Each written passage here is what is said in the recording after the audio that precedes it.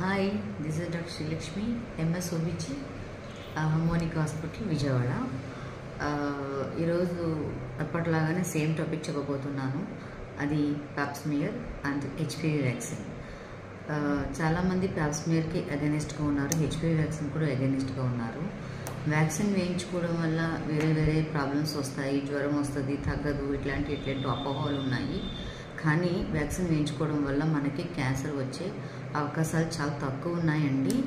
9 years వచ్చిన బేబీకి అయితే 9 years to 17-18 years వచ్చే వాళ్ళ వరకు కూడా మనము వాళ్ళకి పాప్స్మియర్ టెస్ట్ చేయాల్సిన అవసరం లేదు, డైరెక్ట్గా హెచ్పివి వ్యాక్సిన్ వేయించుకోవచ్చు.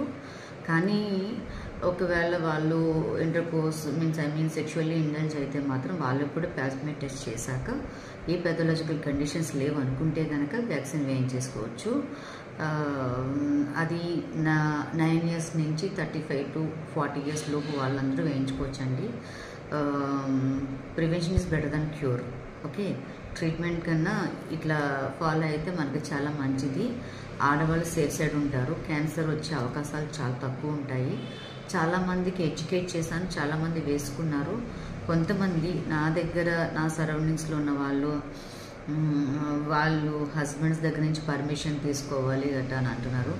దయచేసి మీ హస్బెండ్ అందరికీ ఎక్స్ప్లెనేషన్ ఇచ్చుకొని మీరు మీ హెల్త్ని జాగ్రత్తగా కాపాడుకొని వ్యాక్సిన్ వేయించుకొని హెల్దీ డైట్స్ తీసుకొని ఉంటే మీరంతా కొంచెం లైఫ్ని మనం ఎక్స్టెండ్ చేసుకొని హ్యాపీగా హెల్దీగా ఉంటాము. ఆడవాళ్లే కదండి ఇంటికి పునాది. So that we should take care of our health conditions. Thank you. మీ భర్తలకు కూడా ఈ వీడియో చూపించి చెప్పండి. Okay, thank you, bye.